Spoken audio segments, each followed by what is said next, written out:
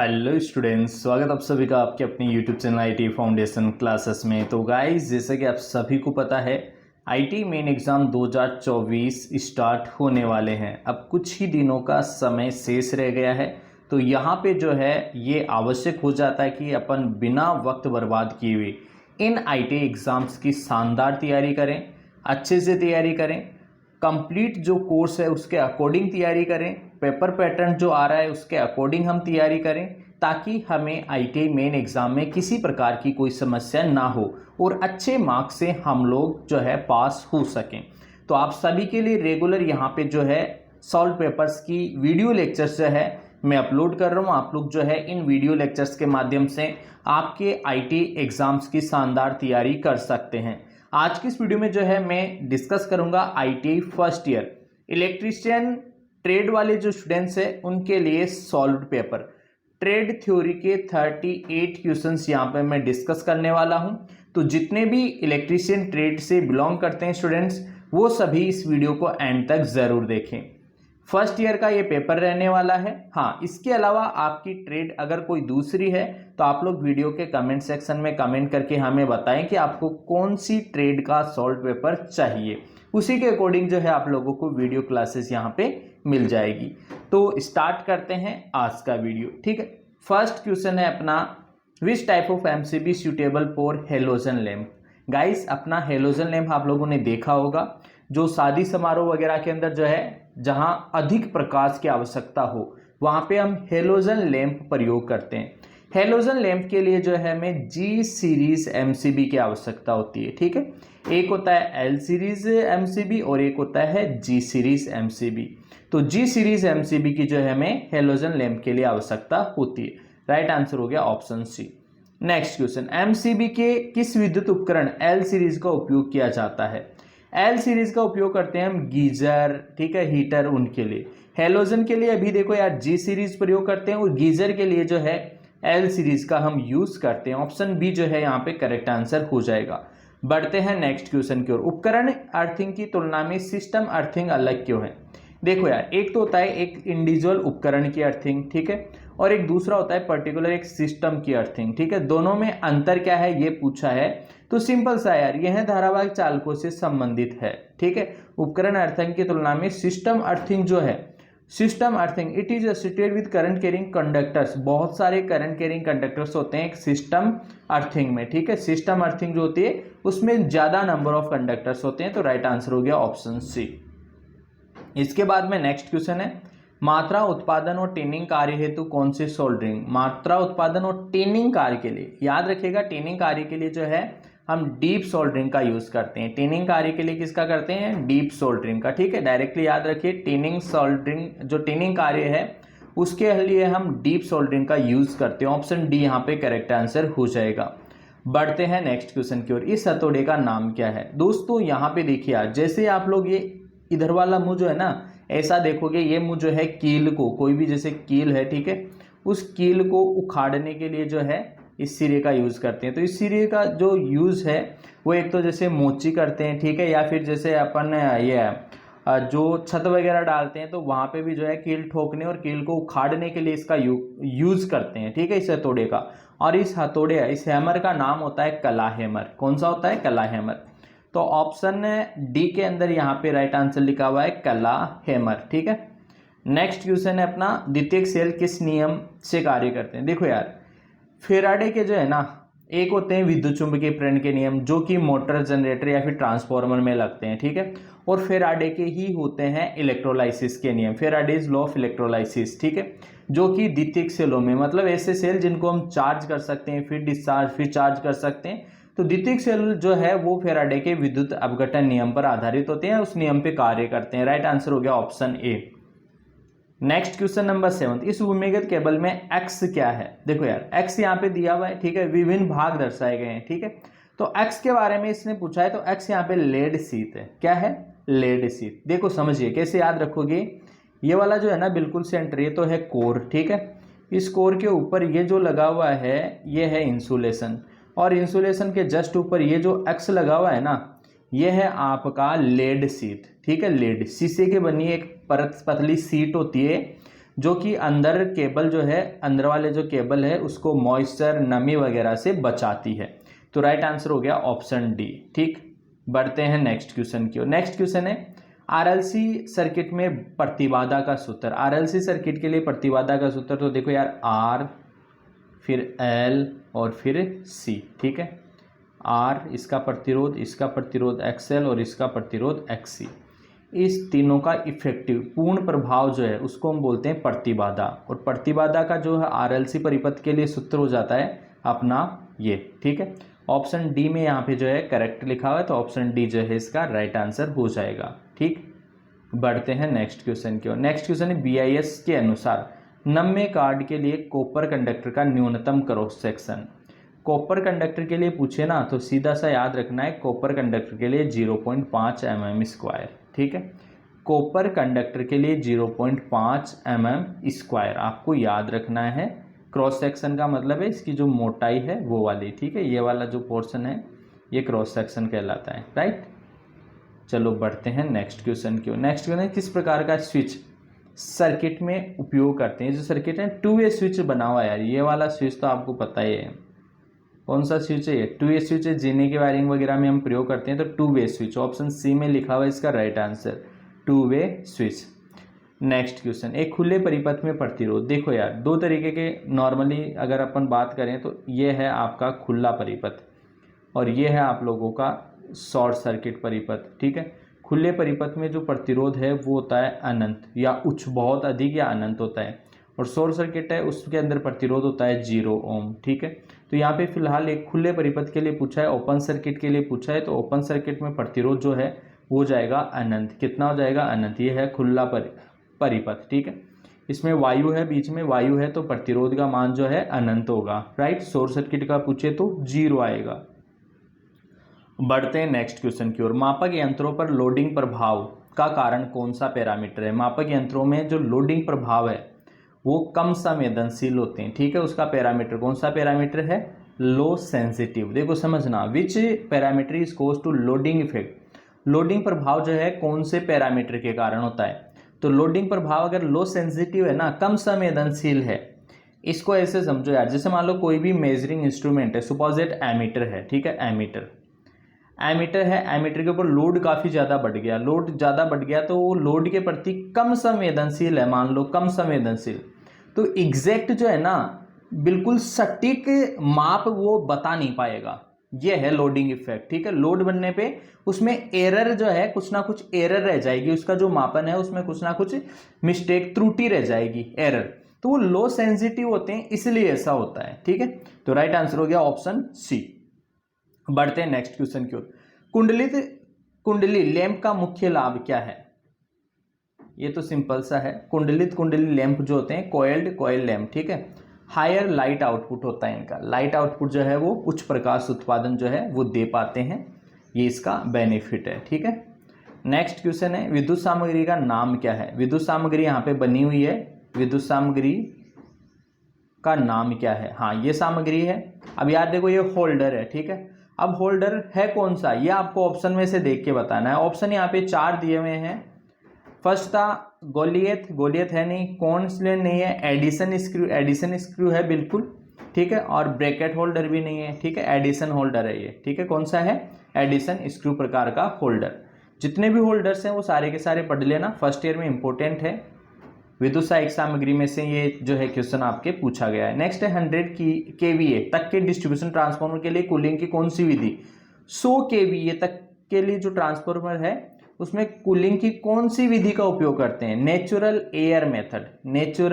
Air method का हम use करते हैं 100 kVA तक का, अगर कोई ट्रांसफार्मर है तो उसके लिए। ठीक है, इसके बाद में जैसे 1000 kVA है तो कौन सा मेथड अपनाएंगे, 2000 kVA है तो कौन सा मेथड अपनाएंगे। ठीक है, MVA में है तो कौन सा मेथड अपनाएंगे, आपको पूरा का पूरा पता होना चाहिए। आप लोग जो है इनके बारे में अच्छे से रीड आउट करना कि फोर्स्ड ऑयल कूलिंग जो है वो हम कब अप्लाई करते हैं, एयर ब्लास्ट वाला कब अप्लाई करते हैं, फोर्स्ड सर्कुलेटिंग ऑफ ऑयल वाला कब अप्लाई करते हैं। आप लोग कमेंट सेक्शन में कमेंट करके बताना, देखिए आपको आंसर पता है या नहीं है। अगर नहीं आंसर पता तो आप लोग फिर भी कमेंट कीजिए और मेरे से पूछिए कि ये वाला मेथड किसके लिए अप्लाई, ये वाला किसके लिए और ये वाला। ठीक है, मैं कमेंट सेक्शन में इसका आंसर आपको जरूर बताऊंगा। ठीक है, नेक्स्ट क्वेश्चन देखो, लैंप का नाम क्या है? लैंप ये जो है, इस लैंप का नाम क्या है? इसका तो आई थिंक कोई भी बता देगा, ये मरकरी आर्गन टाइप का जो है high pressure mercury vapour lamp है। तो राइट आंसर हो गया यहाँ पे ऑप्शन सी। ठीक है, मरकरी आर्गन टाइप जो है high pressure mercury vapour lamp, option C इसका राइट आंसर हुआ। नेक्स्ट क्वेश्चन, ट्रांसफॉर्मर के तेल के क्रैकल टेस्ट से किसका निर्धारण करते हैं?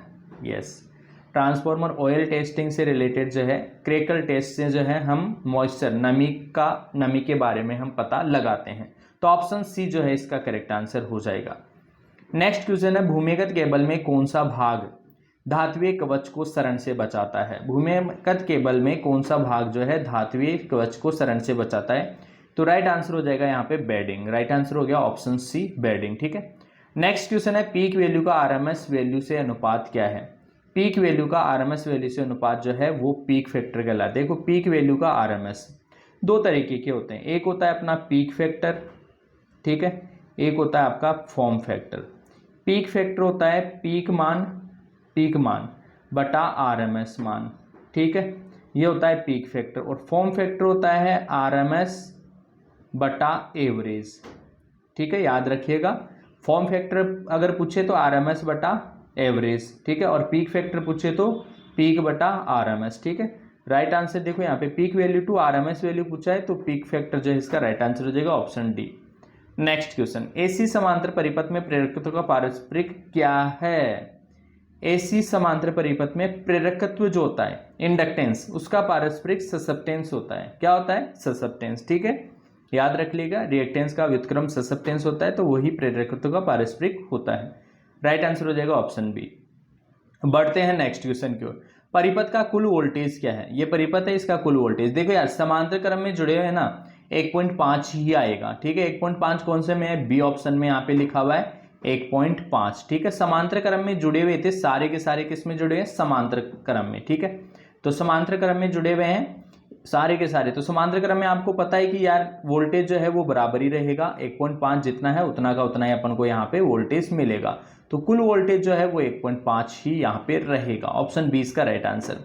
नेक्स्ट क्वेश्चन है, बिजली ट्रांसफार्मर में टेप चेंजिंग का उद्देश्य क्या है? बिजली ट्रांसफार्मर में टेप चेंजिंग का उद्देश्य जो है टेप चेंजिंग। अब बिजली ट्रांसफार्मर वोल्टेज को कम या ज्यादा करता है, तो वोल्टेज जो वितरण में वोल्टेज अनुपात है उसको बदलता है। यार सिंपल सा क्वेश्चन नहीं है, तो बहुत इजी क्वेश्चन है। ट्रांसफार्मर आपको पता है यार वोल्टेज के मान को कम या ज्यादा करता है, करंट के मान को भी कर देता है, बट वो डायरेक्टली वोल्टेज के मान को कम या ज्यादा करता है। ठीक है, तो टेप चेंजर जो होगा उसमें, टेप चेंजर जो होगा वो टेप चेंजर वोल्टेज के मान को चेंज करने के लिए प्रयोग किया जाता है। राइट आंसर हो गया ऑप्शन ए। नेक्स्ट क्वेश्चन है, पराचुंबकीय पदार्थ कौन सा है? पराचुंबकीय पदार्थ देखो यार, इसमें से जो है प्लेटिनम है नहीं, निकल भी नहीं है, मैग्नीज भी नहीं है, वुड जो है लकड़ी वो बिल्कुल परामैग्नेटिक है, डायामैग्नेटिक है। मतलब अगर आप उसको चुंबकीय क्षेत्र में रखोगे तो प्रबल चुंबकीय क्षेत्र से वो दुर्बल चुंबकीय क्षेत्र की ओर जाएगा। ठीक है, तो राइट आंसर हो गया यहाँ पे लकड़ी। ठीक है, नेक्स्ट क्वेश्चन देखो, श्रेणी परिपथ का उपयोग क्या है? श्रेणी परिपथ का उपयोग तो जो है आपके वोल्टमीटर में मल्टीप्लायर के रेसिस्टर के रूप में किया जाता है। आप वोल्टमीटर है, ठीक है, वोल्टमीटर के अगर परास को बढ़ाना है तो यहाँ पे जो है श्रेणी परिपथ आपको कनेक्ट करना पड़ेगा। ठीक है, श्रेणी परिपथ, तो यहाँ पे ये बोला था श्रेणी परिपथ का उपयोग। ठीक है, तो यहाँ पे राइट आंसर हो गया option C, multiplier resistor of a voltmeter. ये जो वोल्टमीटर इसके श्रेणी के क्रम में ही जोड़ते हैं इसको। और ये जोड़ते क्यों हैं? ये जोड़ते हैं इसकी परास, इसकी रेंज बढ़ाने के लिए। रेंज का मतलब है जैसे मान लो पहले वोल्टमीटर 50 वोल्टेज तक माप सकता है, अब आप चाहते हो कि वही वोल्टमीटर जो है 100 वोल्टेज तक मापे, तो उसके श्रेणी क्रम में जो है आप लोगों को प्रतिरोध जोड़ना पड़ेगा। तो उसी से रिलेटेड ही क्वेश्चन था, राइट आंसर हो गया ऑप्शन सी। नेक्स्ट क्वेश्चन है, कौन सी युक्ति धूप को विद्युत ऊर्जा में बदलती है? धूप को विद्युत ऊर्जा में तो सोलर सेल करते हैं या फोटोवोल्टेइक सेल, उन्हीं को बोलते हैं। फोटोवोल्टेइक सेल क्या है? सोलर सेल है, सोलर।